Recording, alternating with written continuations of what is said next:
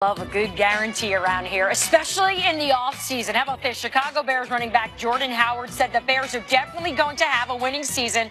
We're going to get to the playoffs, so I guarantee we get to the playoffs. So there you go, your first big guarantee of the season. We certainly like that. But Fields, what are your thoughts about that? Is that realistic? They haven't had a winning season since 2012. So I'm very glad that we included the Alshon Jeffrey sound from about a year ago, maybe even further back than a year ago, around January of 2017, because he guaranteed the Bears are going to the playoffs and winning the Super Bowl.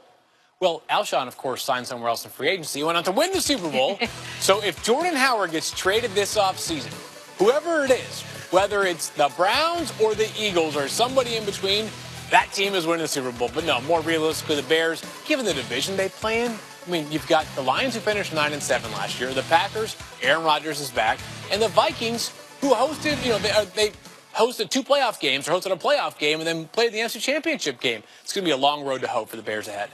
I love guarantees. Like players, from a player's perspective, we don't go to practice. We don't work our butts off in the off season. We don't do all the things it is to get our body ready to not make the playoffs or win a Super Bowl. All 32 teams are in practice or in the lab necessarily getting themselves ready to get ready for a Super Bowl run. So I agree with the guarantee. If I was all the players, I'd come out and I'd say that because that put pressure on me and put pressure on my teammates, and we know that's what we got to do. But because I love guarantees so much, I have three of my own guarantees. Look at that. And I have some stuff to back it up. All right. So D'Angelo's three guarantees. Number one, the Cleveland Browns will win more than 6 games. You know why? They'll win more than 6 games because Todd Haley comes from a tradition of winning with the Pittsburgh Steelers. Not only that, he has the pieces. AB is Josh Gordon. He'll go out and he'll probably get Deion Lewis or somebody to kind of match Le'Veon Bell's running style. He'll probably get a quarterback in the draft that mimics Ben. The defense has never been a problem in Cleveland. It's always been the offense. So he'll address those issues. Todd Haley is the key to winning 6 games, more than 6 games. I love that you said they're going to go get a quarterback that mimics Ben, as if, there's just another Ben Roethlisberger out there walking the streets. But it's your belief in Todd Haley. Josh Allen, he mimics Ben a little bit from a standpoint of big body, arm, things of that nature. Number 2.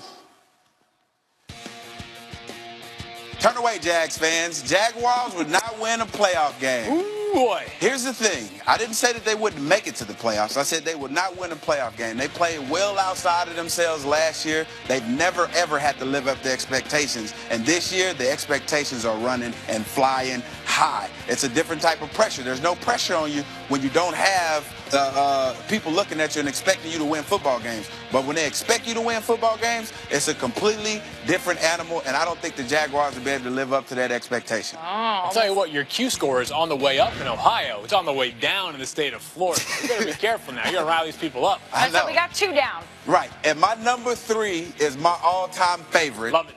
Go big. Baker Mayfield will win Rookie of the Year. Ooh, and this is for who? Oh, absolutely. It doesn't matter who he played for. If he played for the Cleveland Browns, I said Todd Haley is the key over there, and he could definitely get Baker Mayfield on the right path. Baker Mayfield has been against so much scrutiny. We've told him everything that he can do. We've compared him to every quarterback known to man that's not good. So it's looking up for him. Sure. Like you said about trajectory, pointing up. It's definitely pointing up for him because we're not expecting him to do anything. So if he does anything, he has this wrapped up, and that's easy. From a player's perspective, he's going to bust his butt. I know he's working his butt in the offseason. He's going to prove people wrong. Yeah. So Baker Mayfield, prove me right. Here's my thing. You mentioned earlier that he's got some swag. He's got some attitude. Why does that make a quarterback good? Why do you like that in a QB? Because it shows leadership. Not only does it show leadership. We've seen quarterbacks that have that swag, but they can't play. Who was that? Who has that Johnny swag? Manziel had swag. RG3 had swag. And what did he do for the Redskins? 1 year. That's all he had because he played with an injury. His knee was jacked up. He played with that. We talked about this yesterday. He played with an injury, and because he played with that injury, it ultimately cost him his career.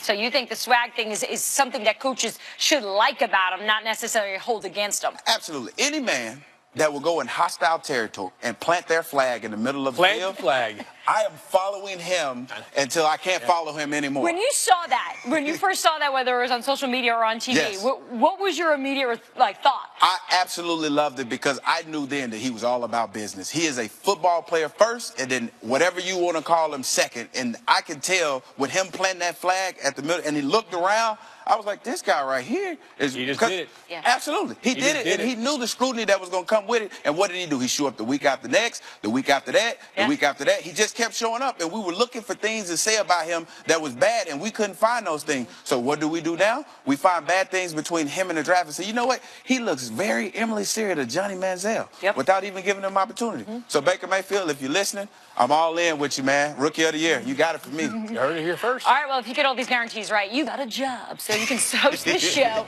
So to come up on NFL Live, this year's free agency, guys, full of players that can push your team over the top. We rank the best offensive free agents coming up next. We're going to put you to the test again.